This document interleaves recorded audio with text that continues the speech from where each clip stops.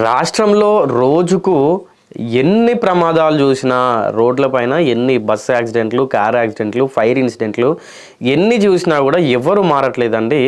అదే తరహాలో నిన్న నాగర్ కర్నూలులో ఒక వ్యక్తి పిల్లలని అంటే స్కూల్ చిల్డ్రన్ని ఆటోలో ఏకంగా 23 మందిని ఎక్కించుకొని ఆటోలో తీసుకెళ్తూ వెళ్తున్నాడు ఈయన.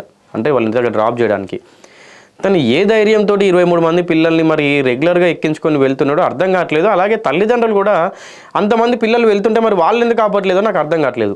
ఇక్కడ ఆటో వారిని అనడానికి లేదంటే ఆటో వాళ్ళనే శిక్షించాలని అనడానికి ఇది కరెక్ట్ కాదు.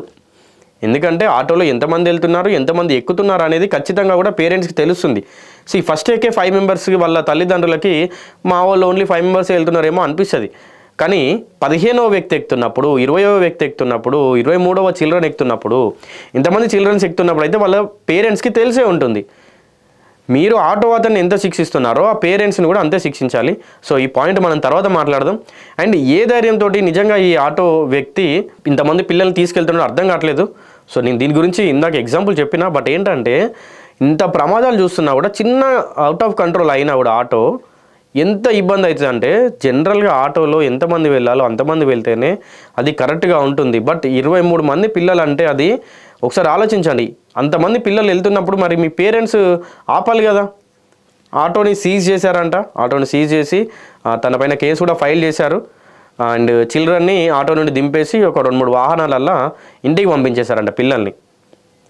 బట్ నేనేమంటున్నా అంటే, మీరు ఆ ఆటో అతన్ని అరెస్ట్ చేయాలి, సీజ్ చేయండి ఆటోని, తన పైన కేసు పెట్టండి, ఏం అభ్యంతరం లేదు.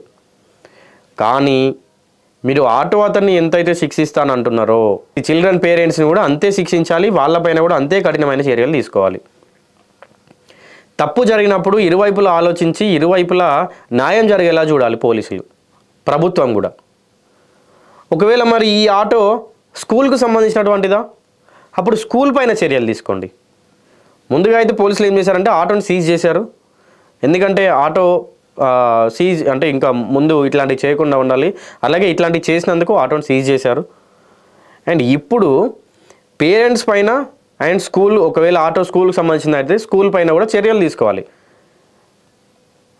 సో బట్ ఏది ఏమైనప్పటికీ కూడా ఈ ఆటో అతను ఒకవేళ అది పేరెంట్స్ చెప్పినా స్కూల్ వాళ్ళు చెప్పినా కూడా ఈ ఆటో అతను ఇంతమంది తీసుకెళ్ళడానికి ఫస్ట్ ఇతను అంగీకరించకూడదు. ఇట్లాంటిది పని చేయకుండా ఉండాల్సింది. ఎందుకంటే రేపటి భవిష్యత్తు, రేపటి తరం ఈ పిల్లలే.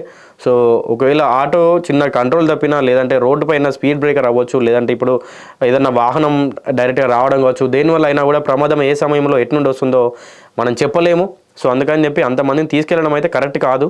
నేను ఎవరిని ఆటో అతన్నా లేకుంటే పేరెంట్స్ నా స్కూల్ వాళ్ళని ఎవరిని సపోర్ట్ చేస్తున్నాను కాదు. బట్ ఏంటంటే ఫస్ట్ ఈ ఆటో అతను ఎంత తప్పు ఉందో పేరెంట్స్ కూడా అంతే తప్పు ఉంటుంది. సో అది కరెక్ట్ కాదు అట్లా తీసుకెళ్ళడం అయితే. సో ఇష్యూ పైన మీ ఒపీనియన్ ఏంటో కామెంట్ చేయడం మర్చిపోకండి.